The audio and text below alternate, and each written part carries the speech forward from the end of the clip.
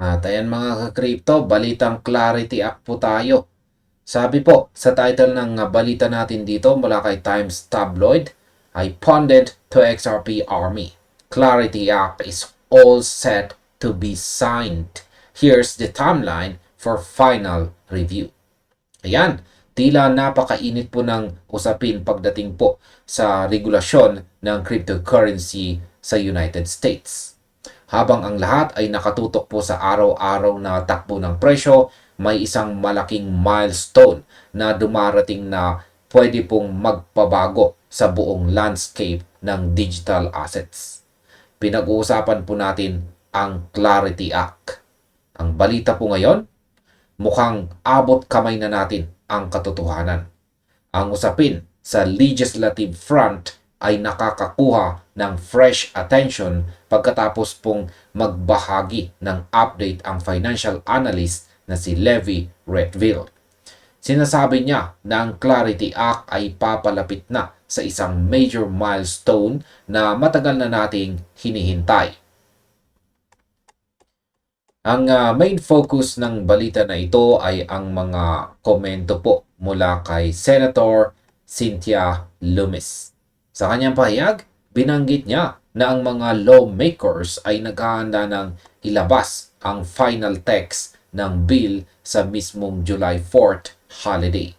Pagkatapos nito, ang legislative process ay inaasahang uusad na ng mas mabilis sa buong buwan ng July. Sa kanyang naging post, sinabi po ni Redfield, Clarity Act is all set to be signed. Senator Lummis says, we are moving in July, text drops over July 4th for final review. Let's go, XRP. Yan. Ito ay nagbibigay po ng matinding optimism sa community. Bakit nga ba napaka-importante nito? Importante po ito mga ka-crypto dahil sa wakas baka magkaroon na tayo ng tinatawag na regulatory certainty.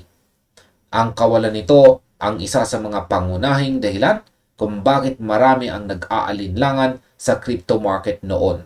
Pero ngayon, mukhang malapit na tayong magkaroon ng malinaw na rules of the game. Ngayon, ano nga ba ang nakapaloob sa final review process ni Senator Lummis? Pag-usapan po natin kung ano ang nangyayari sa likod ng mga pintuan ng gobyerno. Kasama po sa post ni Redfield ang isang video clip dito kung saan mismong si Senator Cynthia Lummis ang nagpapaliwanag sa kasalukuyang status ng legislation. Sa recording na ito, binanggit niya na ang mga lawmakers ay gumugol ng libu-libong oras sa negosasyon. Hindi ito isang simpleng dokumento na tinapos sa loob ng isang linggo. Ito ay resulta ng matinding trabaho. Ito po ang aking opinyon. Para po sa akin, ang katotohanang inamin ni Senator Lummis na libu-libong oras ang ginugol nila sa negosasyon ay isa pong malakas na indikasyon na hindi nila gustong magkamali sa batas na ito. Seryoso po sila.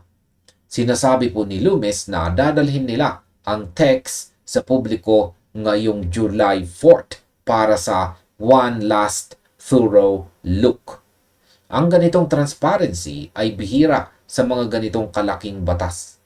Kaya sa aking pananaw, ang paglalabas ng text sa July 4th ay isang paraan para masiguradong walang hidden agenda o mga clauses na pwedeng ikasama ng industriya bago ito turuyang i-vote o pirmahan. Ito po ang final review stage. Napaka-importante nito dahil kapag inilabas na ang text, wala nang atrasan. Dito natin makikita kung gaano talaga ka-pro-crypto ang batas na ito. Ngayon, pag-usapan naman po natin kung bakit kaya pinili ang July 4th weekend para ilabas ang text.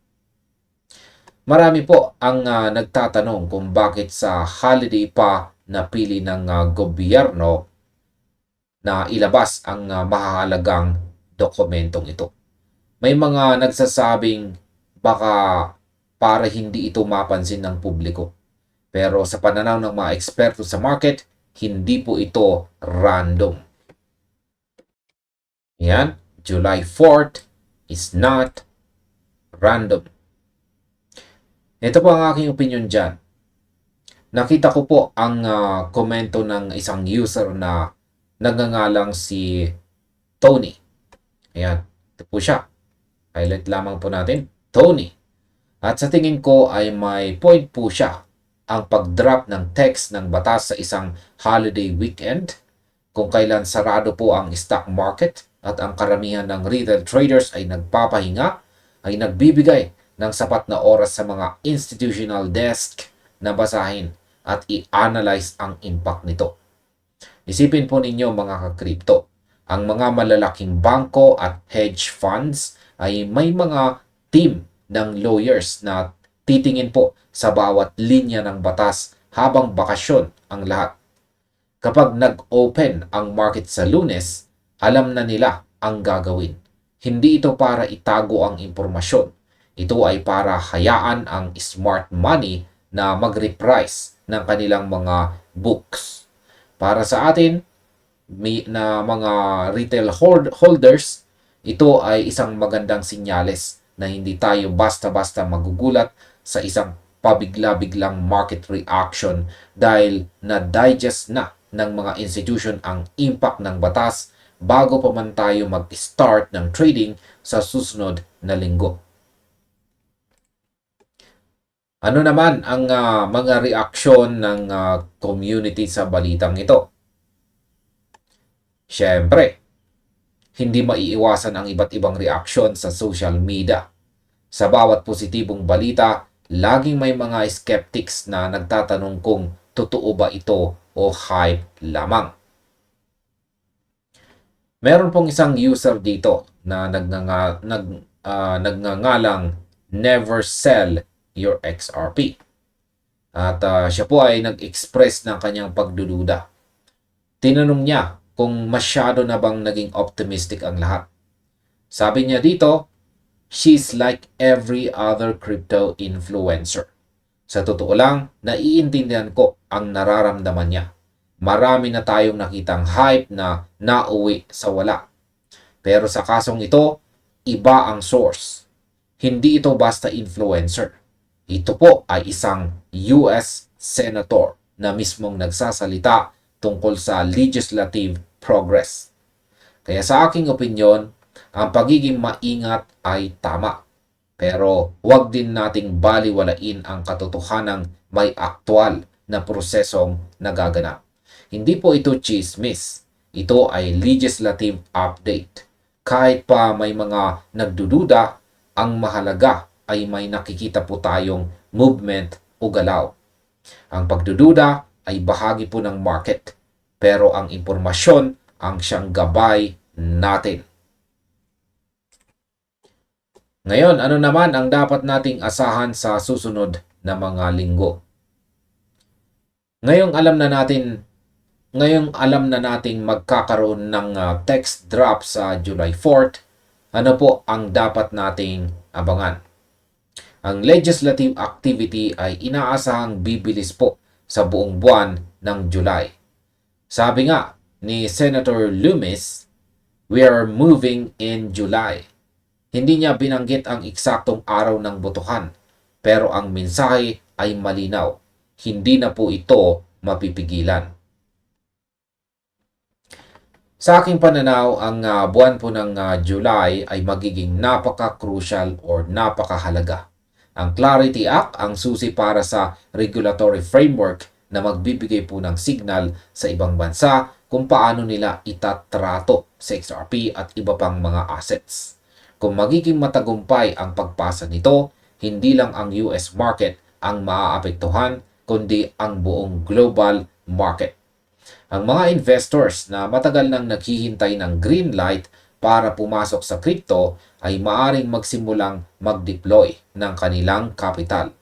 Hindi man natin alam ang exact date, sapat na ang malaman nating all systems go na sa July. Ang kailangan na lang nating gawin ay maging patient at saka observant.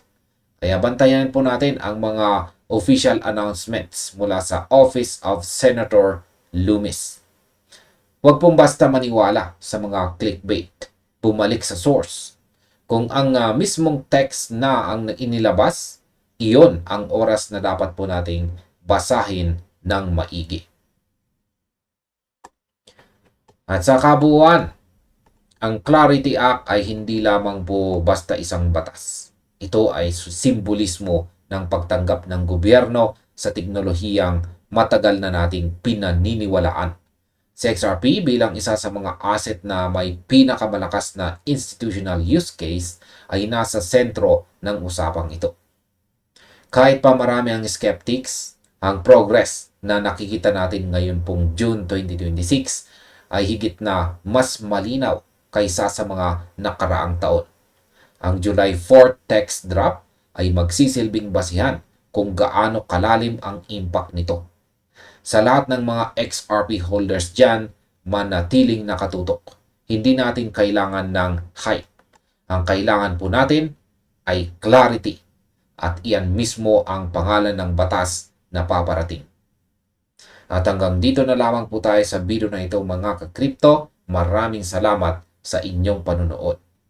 Maaaring panoorin na rin po ninyo sunod ang recommended video natin dito.